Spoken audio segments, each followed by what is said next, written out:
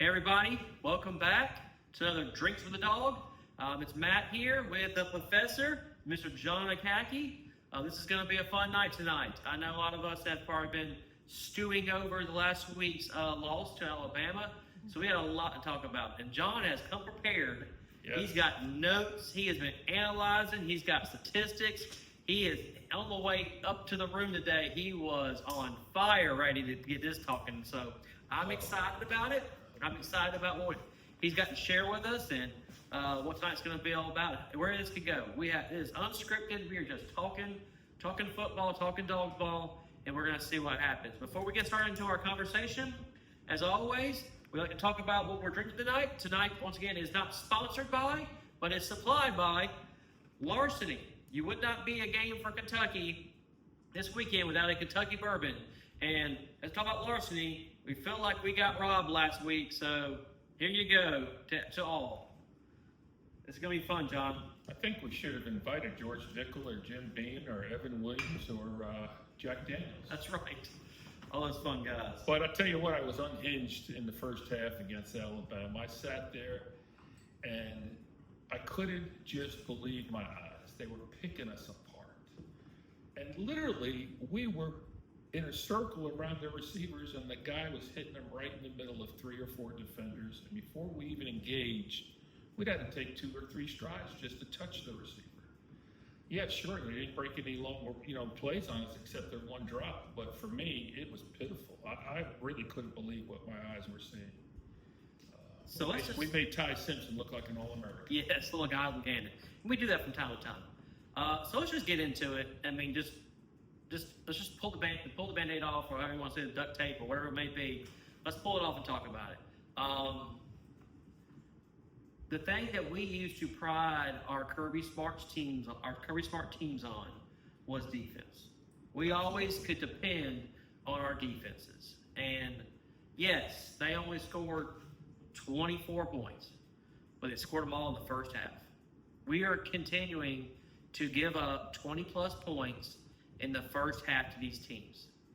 And don't get me wrong, people are going to say, well, look at the adjustments they made. You're right. The adjustments they made shut them down because they had to, because the offense just wasn't doing it for some reason. And some of it's just, I put it out there and posted it. There is such things as curses, guys. Y'all can say it's not true. And I say it in a joking manner, to be honest with you. But I said in our show last time, until you show you can beat them, I'm not picking Georgia against Alabama ever. It's just this, I think it's just this block we talked about it. You talked about a little bit, just the history, him being there, and it may just be a mental disconnection for him. I don't know what it may be, but it's just weird. And I know he will say all these things like, what's everybody else's record against Alabama? That doesn't matter. I don't care about everybody else's record against Alabama, Kirby. I care about what we are doing against the marquee team in our conference. Let's be honest.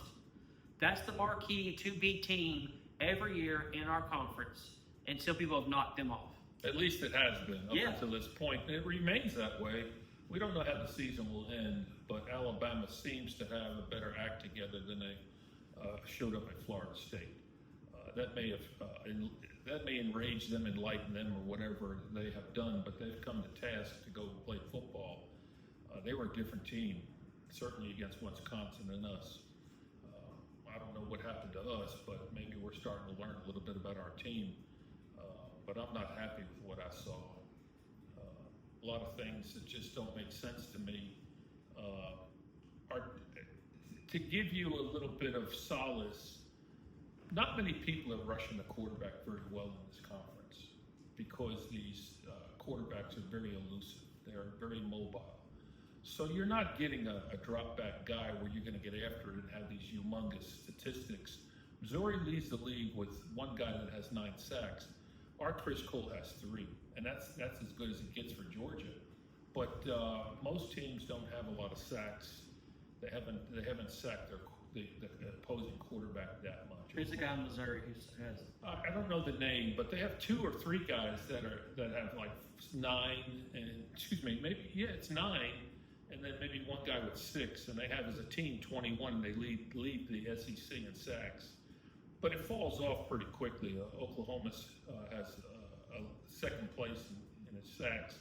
But Ironically, there's a lot of people with just 5 sacks, which is us. There's like 3 teams, and that's the bottom of the barrel, except Florida is the last place team in the league with 3 sacks through the season. So there's not a whole lot of sacking going on, and that may be the way these offenses are designed to get the ball out quickly, and that may be what we have to face. But in hindsight to that, I am a proponent of real athletic linemen that can get in the lanes, get their hands up, tip balls, knock down balls, and can actually hold the pocket and not let this guy run outside the side.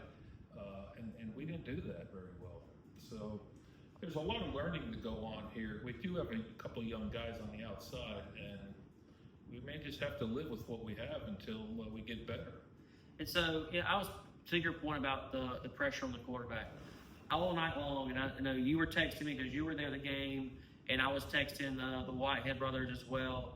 I mean, we continue. I mean, I don't know the number exactly, and I don't pride myself on being a statistic person, but watching it from this couch, right, looked like majority of the time, 80+% of the time, we are rushing 4.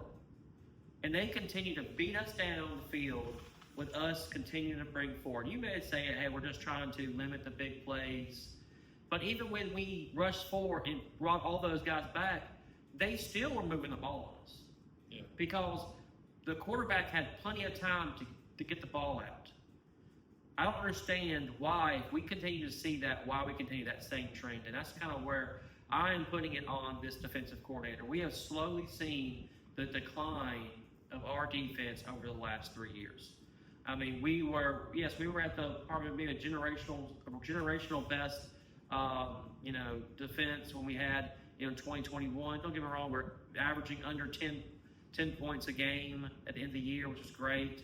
But then as you start going through it, I mean, it being built to like 12, and then we've gone, and since Dan Lanning has left and has been determined, we have gone from like the mid-teens to the higher teens, 18, 20. I mean, we are averaging now, this so far this year, we're getting to that 20 range on good teams. Don't count the first 2 games. They are averaging 20+ points on us every game. And in the first half, in majority of the time. It's 19.5 is what we're giving up per game right now, which is not good. I mean, we're well down the ladder as far as the other teams in the SEC. We're like 8 or 9 or 10th in that ranking. But, the other thing is people understand what Kirby Smart's all about now, and he's all about stopping the run. So if you know you're not going to be able to run the ball because our defense is designed to stop the run, you're going to have a passing attack game designed to beat Georgia. Ty Simpson threw 39 times. Aguilar threw, I think, 49 times. We're going to see people pass on us and want to pass on us and have whatever trickery they can throw into it. They're going to go after us passing-wise. Why not? And plus, if we catch and receive the receivers in these zones that we play without press man coverage, then we're setting ourselves up for these first half craziness. I think we used to be able to attack the line of scrimmage early in the game. We haven't done that in quite some time. And Kirby even made the remark, he's tired of being behind. Yeah. He's tired of teams getting up on us. That may mean now it's not the defense's fault. It may fall back on the offense of what we're trying to do and how we're trying to get ourselves points. And we may have to change that. We may have to go a little bit more riskier. We may have to go a little bit more aggressive in our passing game. We're still a run team, but if we can't keep up, we got to start passing the ball. Yeah, but I still put that on the defense. I mean, you still get, even though offense puts up 20-some points in the first half, great, but we shouldn't be giving up 24 points in a game in general, let alone the first half of these games. DeBoer told you what he thought in the first quarter. He knew he had to get up on Georgia. Every drive in that first quarter was priority number 1. He burned all his timeouts. And before the first quarter was even over, he called a timeout every drive when it was a critical play. He made sure his troops were ready to execute that play. So my hat's off to DeBoer. He knew he had to get up on Kirby because you just don't beat Georgia in the fourth quarter. Yeah, and And I know we want to put a lot of say maybe these cornerbacks and secondary are not very good. But I'm still telling you, I don't care how good of a cornerback you are. If we sit there and let a quarterback have 5 seconds to throw the ball, a receiver can get open. They're going to get open. You have 5 offensive linemen, plus maybe a tight end, having to give a pocket protection of 4 defensive linemen. They're going to have all day long to do that. And that's just what happened. We saw that the entire time. And yes, eventually we were able to get some pressure in the second half with 4. But once again, we had to start hitting him and putting pressure on him to get that way done. If we'd done it in the first half, we would have been sending in pressure, bombarding him. I would have felt better if we would have just sent the house, every other play. Right, take a chance. And still didn't score 24 points, but him be worried than what we did. And once again, I'm not a coach. I'm not that guy to say do that, but it just didn't seem like we were even attempting to try to. We never had a safety blitz. We never had a Bullard type of attack on the outside. We never had an Everett going after him like he went after Manning in yours at Texas. We didn't even do those kind of things. Were we scared to tie Simpson's legs? I don't think so. No, I'm going to say that. I think you're 100% correct. I think we're just. I hate to say this. I question the personnel, which is a low blow to Kirby Smart and what he's recruited. But I'm questioning the personnel. Where's the dudes? We don't cause any turnovers. I mean, interceptions a few, but we don't cause any fumbles. We're not getting to the ball. We're not getting those collisions like we should. And I don't like what I see. So, in this place, I really actually thought that we were one of the best in the country. And after watching that game, we looked super slow. Middle linebackers.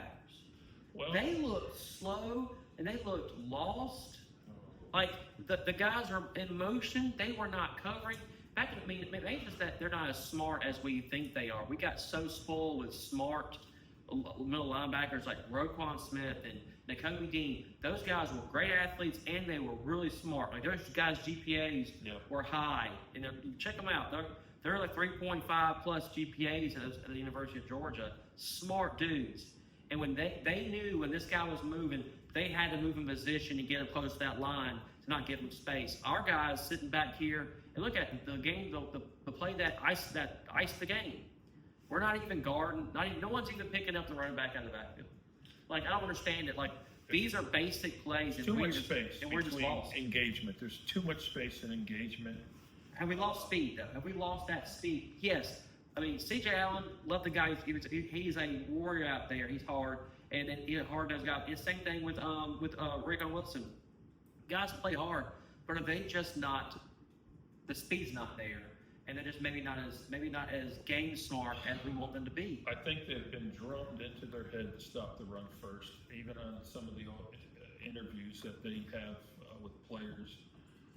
The defensive linebackers will talk about stopping the run first. That's the first priority. But the league is changing, so have we changed enough quickly? No, we haven't.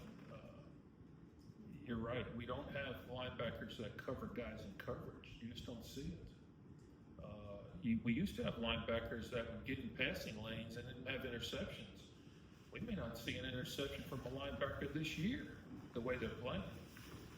So I don't like what I'm seeing. I'm just kind of like, okay, there's a lot of season left, but there's going to have to be a lot of adjustments. I think the talent can be taught to do what we need to have them do. Might be some real changes. There might be some real soul searching going on in Athens right now. Do you think we need to start going to when it comes to the lines? Because I mean, literally since Trey Scott has left for the defensive line, we've seen a decrease in productivity. Right, is that Georgia State? Yes, I mean, I know he's only been gone a short amount of time, but like, I don't feel like we get these guys who are very highly recruited out of high school. And yeah, we do. Griffin's here, great, but they're not staying or they're not developing as fast as we need them to. Do we need to start hitting the portal for these big-time defensive linemen? Is that what we need to do? If we want to get back, I think it's what we need. I mean, great. I know we've always been known for great linebackers in our school, for sure. But like the defensive line is what made us so incredible in those years. Having the Jordan Davises, yes, it was a guy we developed, a 3-star guy out of North Carolina. He developed over time. You don't get those guys, those kind of character like that much anymore. With now the money floating around, it's hard to keep guys like that. You know, Wyatt, another guy. Once again, That's Green Bay right now. yeah, once again, another guy who committed to Georgia, had to go to junior college because his grades weren't good. He eventually came back to us. He stayed committed to us through junior college. Once again, got developed, became a baller. Stayed with us. Well, you know, it's interesting because, you know, I did do this deep dive over the last 2 days into the statistics, which kind of reveals some things. You know, the SEC tackle chart, we appear with 2 linebackers at the 8th and 9th position in the amount of tackles year to date. And one is C.J. Allen and is Raylan Wilson. They both almost have 30 or 31 tackles each. And then Bolden shows up at number 44. And so that's our top 3 tacklers. Oh, that's scary. Which is not good because the top tacklers in the league, the top 5 or 6 tacklers, are defensive tackles and defensive ends, and they don't belong to us. They're on Missouri's field. Missouri's always put out a great defensive line. They're even better now, and I'm telling you what, that's another team to be reckoned. We don't play them, but they're another team that's going to show up someplace at the end of the year. But our defensive line is not engaged enough to do much of anything except stop the run, and it's really the linebackers, and there's not a whole lot of tackles being made on the defensive line that adds up to we have a stellar superlative guy that's going to stick out like, and we call him a dude. We don't have a dude or 2 dudes up there anymore. Maybe by the end of the season, but not right now. And like you said, maybe some of the soul searching will eventually. Sometimes coming out of a loss is sometimes the best thing for you. And let's not dispute this. Like, our season is still all in front of us. Oh yeah, there's plenty of season left. It just we have to make some real adjustments in our it just play. hurts that our home winning streak comes to an end against Alabama. That's just my thing. And I knew it was going to happen. It hurt more than anything. I said it here on the show. God, I thought it was atonement time. I said it was our time. I really stuck my neck out there and got out on a limb, and I was totally surprised. Yeah. I was really mad after the game because I just thought we didn't play well, and we were the better team. And a lot of people want to pick the drop pass. They want to pick the fumble by Frazier. They want to pick the not going for the field goals once or twice. But besides that, we still were a better team. We should have won that game. So that's a good point. So, I mean, we always said Alabama had to play one of their better games. I've even talked to Alabama fans. They still, now for some of them think like, oh, I think we got better players, we're a better team. And now they watch the game, even though they won, they believe, honestly, Georgia's a better team. We beat ourselves. Yes. I'm not even talking about those plays I just mentioned. We just beat ourselves on scheme. Yeah. We didn't scheme right. And you know, I don't want to say the big C word, but that is something to be dealt with right there. We didn't scheme the game right. So let's get into the offensive part. I know you got all kinds of stats for this right here. You know, you're excited about this, and I got some rebuttal for you. Like, go ahead into it, because I'm excited to hear this. Well, I'm also concerned with Stockton a little bit. He's a wind-up thrower like Tebow was. He needs more room, he needs more time, and he's a wind-up guy. And he's not a deep thrower, and when he does, the ball's not getting there like as fast as Beck got it there, which could have been a problem why all the drops happened, right? Timing on the routes. But Gunnar is not struggling very much in finding guys, but I think the route selection or the play calling, what routes he's getting to throw to, maybe he's picking the wrong receivers. I don't know about that, but he's got 5 TD passes, 0 interceptions. He's the only person in the league with 0 interceptions. Is that because we're not taking chances? I think so. You know, that he might be playing 2, how should you say, low-risk throws? Cautious. And it shows up in the statistics, and I'm going to kind of dibble into it a little bit. In yardage, he ranks 13th in the league. There are 8 guys that are over 10 quarterbacks in the league have thrown for over 1,000 yards. Aguilar 1,459, and we've thrown for 851. His yardage per throw is 14th in the league out of 16 teams. That's not good. It's 7.8 per pass, and that's not good. Kentucky's worse. That guy we're playing Kentucky, we might get a little well on there and get ourselves back into a better place.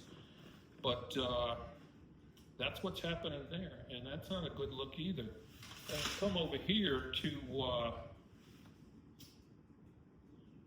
I already mentioned 0 interceptions. His passer rating is 10th out of 16. His completion percentage is high. It's 3rd, but that's by picking the easy routes. Yeah. It's nearly 70%, which is great, but that's not throwing down the field, you know what I mean? Yards per reception, and this is sad. We're 15th out of 17th, and Ole Miss is playing 2 quarterbacks right now because one's hurt. But we're 15th out of 17th quarterbacks getting the predominant plays in the SEC, and that's yards per reception. Because we do a lot of those dump off sideline passes and stuff. So we're not aggressive in our routes. We're not, and then it falls back into what I said about the tight ends I posted there, and I'm not happy to tell you this either, but our tight ends production is almost not even real, not even there. And I'm gonna kind of look at this here a little bit. Delp ranks, out of all receivers in the SEC, Delp ranks 93rd. Lucky 125th. Delp has caught only about 3 passes for like 51 yards. Delp maybe 4 catches for 31 yards. And to give you a little bit of how that shows up, Oklahoma's tight end has 18 catches for 307, and Vandy's tight end has 22 catches for 284. Combined, Delp and Lucky only have 82 yards reception caught and only 7 passes. So, I mean, and where do they rank? There's 18 tight ends in the SEC ranked higher, better in yardage gained and catches than our best tight end Delp. 18 tight ends in the SEC rank above him out of the 92 people above him in yardage. That's a sad rendition of our tight end game. And it was the best thing we had for 3 years running.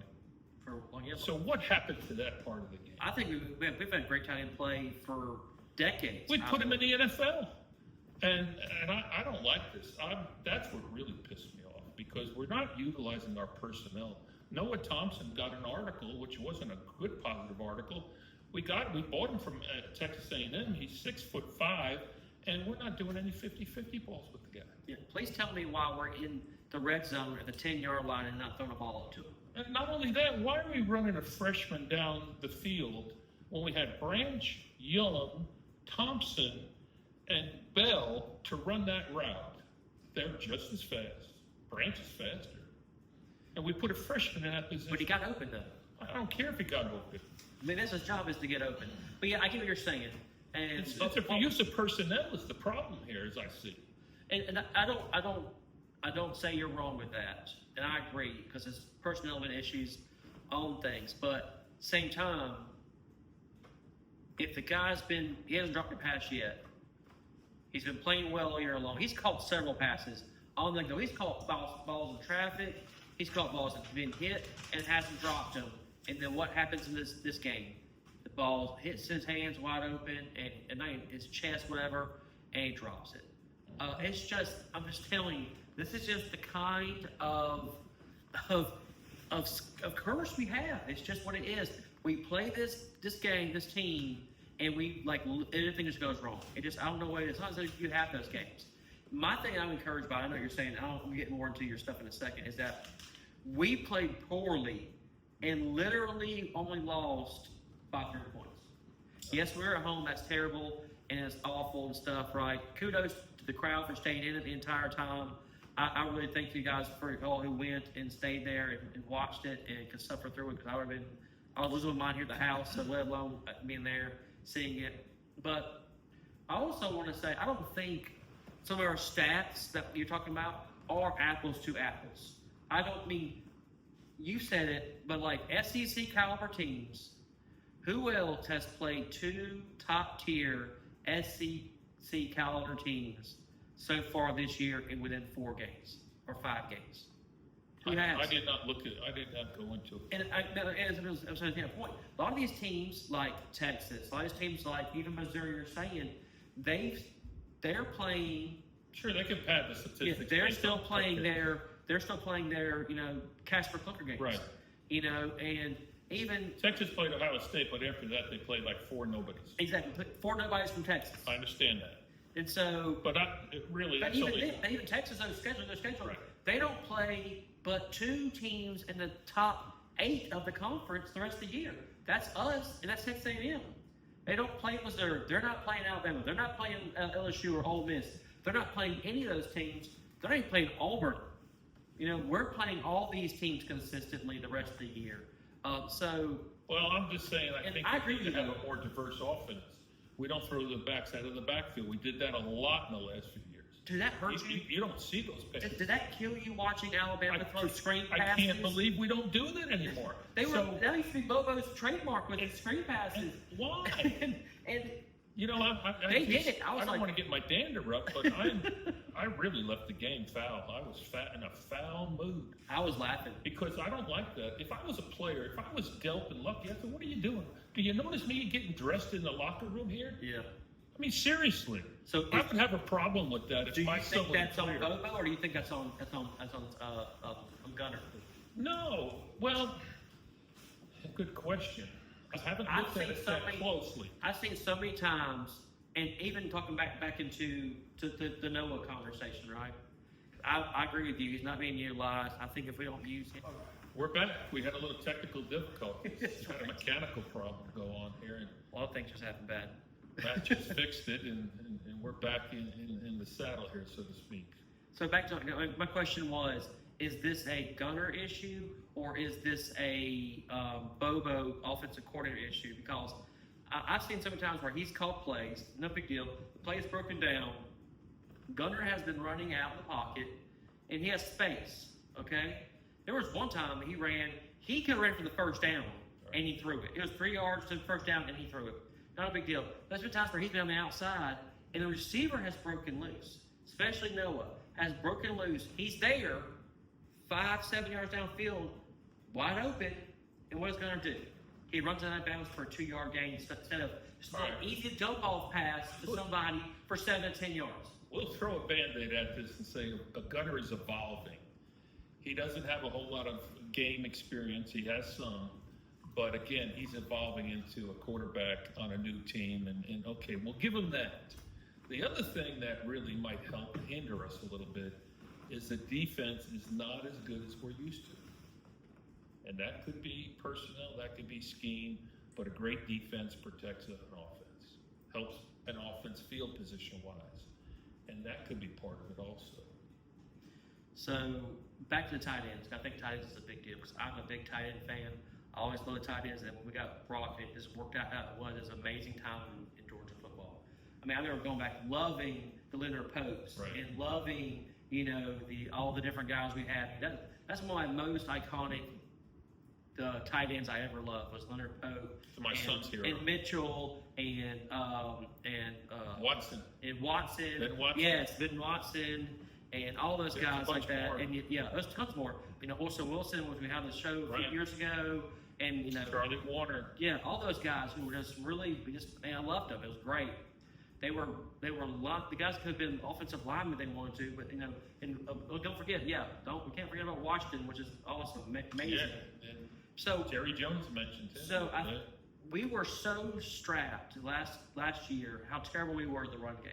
We were bottom tier of the conference in run game. We flipped that script. So do you think that flip is at sacrifice of the tight ends?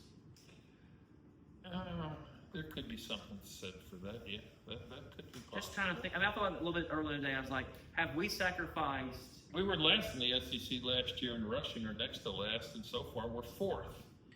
And Missouri's running the ball at a feverish pace. But other than that, we're near the top in the SEC rushing, but our passing is 11th. So, but some of that is to our first two games we we're played. ninth in We were points. not trying to put up points. The first two games, we are not like Tennessee. Well, we got a new quarterback. Who's trying to score we got 70 a brand new points. quarterback. You remember back Stetson Bennett, he had to cut his teeth, and he didn't have such superlative games. So, I mean, yeah, there's a lot evolving here. There's a lot, we're used to maybe it being easy. Yeah. We're used to Beck. Beck had a cannon. Beck could flip the ball. Gunner's not that kind of thrower yet, and he may never be. But Beck had a healthy wrist, a strong wrist, and he could flick the ball to a running back like that. Or the other team's hands, either way. Well, but we did live and die with his riskiness. But I don't know. Maybe we weren't that good in some positions last year. I don't know. We had a lot of drops. Yes, we had a lot of drops, and it was so funny. I was even joking with Danielle during the game, and she doesn't really care much about watching the game that much from me, but she was watching. I was like, it's so funny. I watched when Taylor dropped that ball. I was like, wow, Satan under, just different player. And I was joking in my head, but that's kind of how it felt, right? Some of y'all are watching like, oh, that's right. Looks like Arians coming to drop the ball again. But I think that stuff's. I'm usually the guy who's the optimist. I really think this week is going to be hell week for them. They're going to take all that frustration out on Kentucky. Yeah, let's hope so, because Kentucky is like Arkansas, not doing very well. Arkansas lost their coach, fired Sam Pittman, and Kentucky is struggling. They don't have much, and they're at the bottom of the barrel. So this is hopefully get well week for us, and maybe get our frustrations out before we play Auburn. Yes, the Auburn.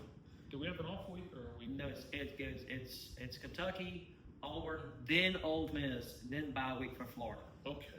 Wow, that's a rough stretch, guys.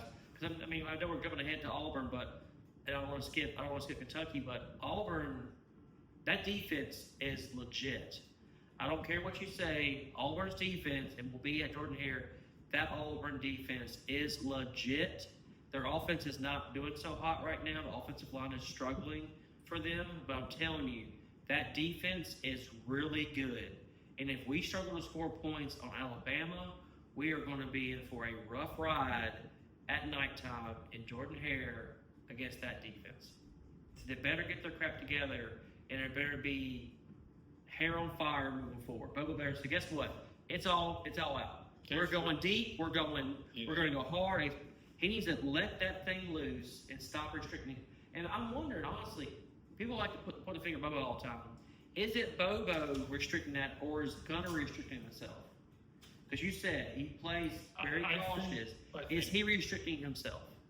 That could be it. I mean, he could be not checking out of the plays properly. That could be part of it. He could be negating what we should be doing when we have certain defensive fronts to throw the back out of the backfield. He may cause his own problems. He may make it harder on himself. We don't have a lot of experience there, and maybe he's learning on the fly. But hopefully he'll have grown and grown more by the time we play Auburn. I think we can get by with Kentucky, but we need to see some improvement. I personally, again, go back to the third time I've harped on this. Disbursement of the football to these other areas, running backs and tight ends, has got to happen. You can't just depend on your wide receivers. They're gonna man up on your wide receivers. They're gonna know your game plan. They're gonna know your weaknesses, and they're gonna exploit you. Yeah. But if we look at some of the early plays, let's look at the first drive of the game, right? Alvin comes down, and we have the first drive of the game. We go 3 and out. But look at those passes. We ran the ball first. It was like a 2-3 yard run by Frazier, and then he threw these 2 passes. One was to Branch, one was to Young. Both of them were behind. They weren't on target. They were off. It already came out of the gate. Looked like he was nervous. Those are simple passes that he's been doing all year long with no effort, no problem, and he was just throwing. Every pass we saw thrown, besides one that he threw to to Branch, where he goes the out pass to Branch behind the line of scrimmage to make a play. Every one of those passes, all three, I think 3 or 4 of them that there were, he threw behind Branch. So we're targeting this guy. Maybe not the complete way that I think we should, but he was just off. Every pass to Branch was off. I don't know what it was, but Gunner just had that bad night. He really just There's always growing pains. He had with new that bad quarterbacks. and unlucky night. A lot of people don't remember Aaron Murray's first year. He overthrew everybody. So Bennett had issues. Bennett threw 5 interceptions in the first 2 or 3 games against Alabama when he started being a quarterback. There's growing pains, and we're going through it, and we're going to pay for it a little bit, but I think we'll be all right. I don't know what's going to happen next year because we've got Montgomery on, we got Puglisi, yeah. you got Curtis coming in. It could be a whole new growing pains again with another quarterback if Gunner can't hold the position, but he's going to have to grow up this year. Hopefully we finish well and we'll see some improvement these next few weeks. And the defense has got to play better too to help the offense. I think the defense player. I've always said this in our previous shows we had with Brian and Kevin. We're a very emotional team, and I think you said it earlier with the defense. We haven't had a bunch of turnovers. No. When we get turnovers, that something about that sparks our team. Yeah. When they get stops on 4th down against Tennessee, or we do a big defensive play, it really feeds that offense. It really kickstarts and electrifies our offense. And so that defense is key to me. If that defense can get back, and we may look back in 4 or 5 games from now, or the bye week, we may get through Kentucky, Auburn, and Ole Miss, and we may not lose those games, which would be great, which would be hard to do right now against Ole Miss. And it'd be like, something, we are, what now, 6-1. We look like our hair's on, we look great. We've got to improve the conversion rate on 3rd down. We're only 42.6. Yeah. That's 9th in the league. You can't survive on that kind of production against the better teams. So I got 2 questions for you. First question here, I know you're looking at your stats, and this may feed into that. The sheds that come third down conversion. How did you feel about the 4th down going forward, 4th down and near the goal line area? Evidently, they called 2 plays. That's yes. what was said. And if they got to the 1 yard line, they were going to run that 4th play. That 4th play was fine. Please say what I'm thinking. Go ahead and say it. I still would have kicked the field goal. Okay. I still think I'll kick the field goal too. But what's the problem with that play? it's too close to the line of scrimmage, behind the line of scrimmage. And, You said it earlier. I think Gunner should have been able to keep the ball 100%. and read the defense rather than Or personnel. right. You said it earlier. Personnel. Well, why is our least... I would have liked Phillips or Frazier in the game. Frazier, we'll get back to Frazier, we'll talk Frazier in a second, but like anybody else, any of those other 3 running backs, Right. besides, I know he was on the field, so we have to use him. Then if he's on the field and we have to use him, then don't win that play. Right. Hey, Gunner, by the way, there's microphones in your ear. Hey, we call this play. We have cash out there. Look for the hole and run for it. Give a yard. Get it. He would have got it. Instead, and don't get me wrong, Bobo, don't get me wrong, if one of our offensive linemen, it was just Gaston, just gets in front of that guy, Cash walks into the end zone. The play call was right. People don't want to do, why would we do that? The play call, Bobo's play call was 100% right. For those who are listening, it was 100% right. Because you look at that, Cash walks into the end zone. But I just called on the show beforehand. You're texting you from the stands. I said, look at that. I called it. Do we move Gaston out to the tackle position? We did. And what I was said a it. great thing. I didn't think he would be ready for that, but I tell you what, he surprised me.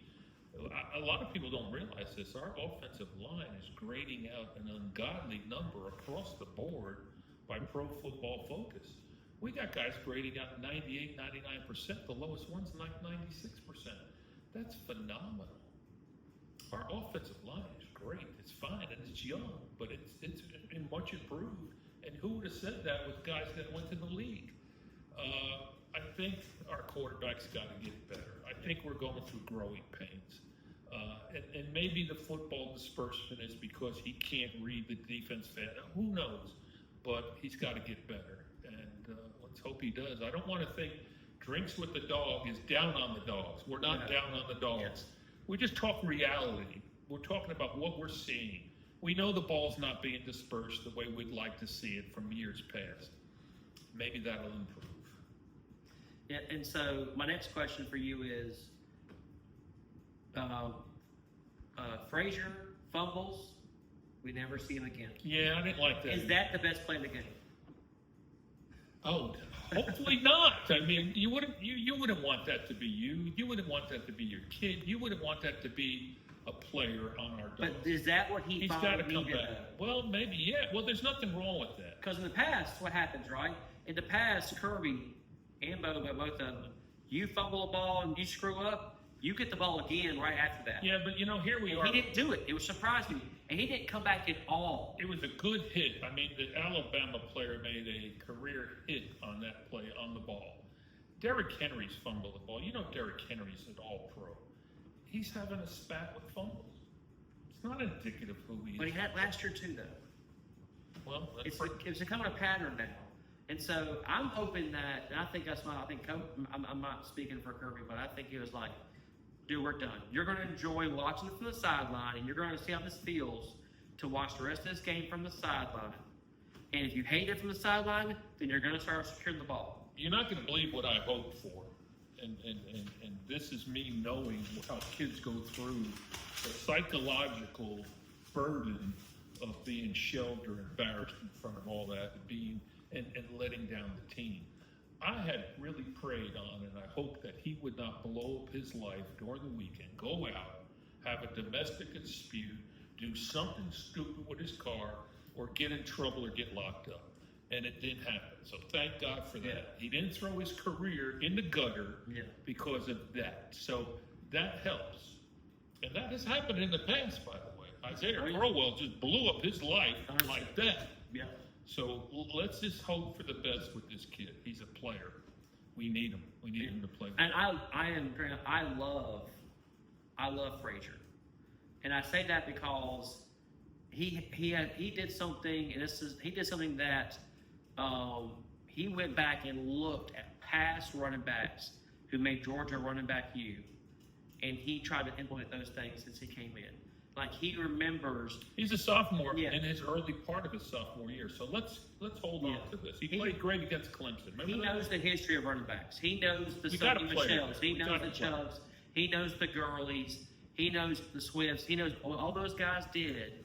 And he remembers that. And he respects that and honors that. By the way, Chauncey Bowens is 16th in the SEC in rushing at 5.9 per carry. Frazier is 18th, right behind him at 5.1 per carry. So, and then yardage. So they're both good backs. We just gotta, he's got to minimize his mistakes. Yeah, and I mean, I really think the game that Bowens had could have been Frazier's if he didn't fumble the ball. Right.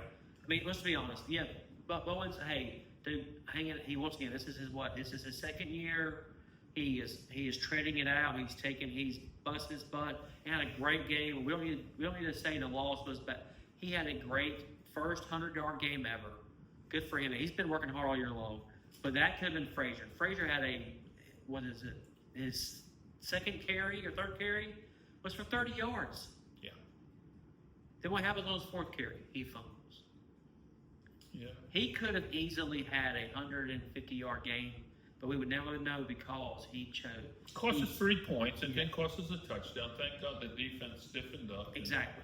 We got that out of that. And again, we go back to, we could be 4-0, but we're not. But that's okay. We're both 3-1, Alabama and us. We have a league loss. They don't. But we got a lot of football in front of us. And that's really about all you can say is that your team's in a developmental period of growth, and we just have to help them through this phase of the season. I'm not a Bobo hater. I'm a Bobo supporter. We're not seeing greatness right now because maybe we got a new quarterback. Maybe we've got new players. We got a new offensive line, a lot of new players on that offensive line. So there's a lot of good things to look at. One play shouldn't give Bobo a moniker of that he's not the guy. I don't see that happening. I think he's in the upper tier of the SEC in play calling. We know that. He's had a history of it. We just want to see a better team finish the year. So that's the way we'll leave it. I like that. See a better team. I'd rather see a better team at the end of the year than we see the team right now. That's a great way of putting it, John. Thank you. So what are you seeing for this week? What are you seeing in Kentucky? I know we think that, hey, we have a great chance of well, they're restarting our home winning streak again to one. They're poor on offense, so my thought is probably their defense is the better part of their team. But I'd like to see us score 31, and I'd like to see us hold them to about 10 or 13, and that would be a good way of bouncing back. Okay. Do you think that they'll go, like, I'm in my sense, like, hey, let's just go all out. Let's score 40-something points on them. Well, let's be at this point in time, now you have a loss, and let's just say we went out the rest of the way, okay? And so does Bama. Well, Bama's going to be undefeated in the conference. We'll have one loss. We'll be. Bama's playing venue. There's no guarantee there. No, I'm just saying if we went out right and Bama wins out, it could be a rematch easily. Or let's say Bama loses the game, and then we beat Ole Miss, we beat Texas. That's right there is a four-way tie for first place. Right. All the tiebreakers and stuff. I mean, we need to play our best ball later on than now. But I guess my thing is I want to see. Stop playing cautious. I want to see the cautiousness end. Play backyard ball. I'm okay. Throw an interception, Gunner. I don't care. Throw one. Well, I'd like to see the ball coming over the middle of the field. And again, I'm going to go back to say this about the 18th time. The tight ends need to get engaged in the game. I agree. Those guys are great. Those guys are players. Yes. Those guys shouldn't be shelved. And so the running backs, too. And there was a game, I forget which game it was. It might have been Austin. No, it was Tennessee. We put 10 new running plays in. At least that's what I heard on TV, that they had engaged with 10 new types of running plays. We need 10 new passing plays. At least engage the running backs and the tight ends. And I think that the offense will change its complexion, so to speak. Yeah. And I know you said it, this is Gunner's first year. It's his first year as a starting quarterback, not his first year in this system, okay? Right. It's his third year in this system. But against competition, you just don't know what they're going to throw at you. That's different than practice. Well, once again, we've said that our defense is not great, but it's good. Our defense is solid. He should know how to play against that. If he can beat our defense, he can beat majority of his SEC. And so I guess my point, other things like a lot of the statistics we're seeing, right? Yeah, statistically, offensive are not looking great, but these teams that have very high numbers have not played top tier teams like we have so far. I would not be surprised if Tennessee and Alabama are in the top 5 teams at the end of the year. So you think about us, Tennessee, Alabama are the top 5. Who else are the other 2 that we're going to have? Maybe Texas, maybe Ole Miss. We play all of those. We've played all the top 5 teams in the country in the conference. LSU and Texas A&M's out there. Yeah, I don't think LSU's that great. I'm still holding on Missouri. I think Missouri's got to play there. They got to show me that they could beat a solid team. But I get your point, though. I mean, I wish we had Damon Winston back. If we had Damon Winston back, we'd have double the sacks. Let's be honest. But they paid him 2.5. He went. I get it. You do your thing, dude. For your best, your family. I'm not going to tell you what to do and not to do. But come on, man.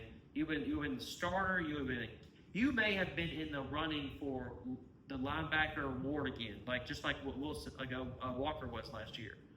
But you want to leave for the money. Go do your thing. In maybe respect to Damian Wilson leaving, just like a lot of our guys that have left, you're sharing your position with 2 or 3 players because you're not getting all the snaps. You're not getting all the exposure. You're not getting all the tape that the NFL can evaluate. It still doesn't mean you're not going to make it to the NFL, but it may mean bigger money because you're playing more in Missouri than you would have at Georgia. But he wouldn't play here because he was the number one guy. He may not have gotten all the snaps still. I don't know. He was number 3 behind Williams and Walker. They're gone. You're by yourself. Right. I mean, to me, the thing saying that, dude, you're gonna. But once again, maybe Kirby said, "Hey, dude, we'll give you your $1 million, but we're not gonna give you 2.5." Yeah. And he wanted 2.5. We'll take it. Fine. It could have been that, and it could have been some other things. It could have been. We may never know. But that's the point I'm saying. Is it's hard to keep these defensive linemen for 2-3 years when they're constantly going to be going somewhere else. So you might as well just adopt it, Kirby, and go find you some defensive linemen in the portal every year. Because I mean, we keep getting all these defensive, these DBs every year in recruiting. We recruit the crap out of DBs. We have 6 or 7 every class. But why is our secondary so bad when we have a stockpile of these defensive backing safeties that just start panning out? I just don't think we're turning them loose. I just don't think we're attacking. I don't think we're in the people's backfield. I don't think we're going after people with blitzes and stunts. I think we're playing a more relaxed on the defensive line. I think we're staying there, trying to make sure we don't give up big plays. And conversely, they're gaining yardage on us. Yeah. So there's a lot being said. So what's your prediction for Kentucky this Saturday? I said 31-13. Okay, 31-13. That's what I can go with. I honestly think we'll be in the 40s. I'm thinking 42-10. Wow. I really think they are pissed. I think Bloody Tuesday was rough, and I think it's going to be 42-10. If we go back to running the ball, we're not going to score 42 points. I think we will. I think we'll run the ball because I think we're going to get huge chunk yards. And I also think that we're going to put the ball in the air some too. I think we're going to get 40 yards. I think we're going to turn around and get those turnovers that you're talking about. We're going to waste about 2 of them on this game versus against Auburn. But I'm going to tell you right now, Auburn game, we are going to have turnovers on Auburn. We're going to get pressure on that quarterback because that offensive line is not very good. I hope that we can turn the dial because if Oklahoma can get 10 sacks on him, and who they play last week? Who was it they played last week? Texas A&M? That was Notre Dame. It was Texas A&M, right? Texas A&M can get that was 6 or 7 on them. Texas A&M was at Auburn. Yeah, that was right. I'm telling you, we can get some sacks on Auburn. We can do it. We can pressure on them. We can win that game and Jordan Hare as we come back home to play Ole Miss. I'm getting ahead of myself, but I'm telling you we can do it. But that offense has to start scoring points. The defense isn't going to do it for us, and we're going to give up 20 points. Then the offense needs to start scoring 38 plus every game, no matter who we play. They go with 38 plus. What do you think? I'm just ready for another ball game. Tired of dwelling on the past. You going to the game Saturday? Yes. Okay. In fact, we're going to host a player that has since passed on. He used to be called the Mole. His name was Lewis Friedman. He was a walk-on at Georgia, played next to Paul Petrisco and Ronnie Swoops, and he came out of Savannah. His number was 59, and he was a defensive tackle at 240 pounds and gained a scholarship from Mark Russell, and really was a big contributor. So his son and his widow, the mother of Isaac Freeman, are going to meet us up there and go to Letterman's Club and treat them to that and be a hospitable person in honor of Lewis Friedman, one of the junkyard dogs. That's awesome, man. Yeah. Thank you for that. Well, everybody, hey, enjoy the game Saturday. I hope we come out with a huge win. Either way, it was John's 31-10, 13, or my 42-10. I picked the Dogs against Alabama. That's so right. I mean, I did not, but it's okay. Either way, guys, sit back on Saturday and John, enjoy your drink. Yeah. Enjoy the dogs. And victory, go Dogs, y'all. It's good. Thank you, man. You're really good, man. I appreciate it. So We had fun.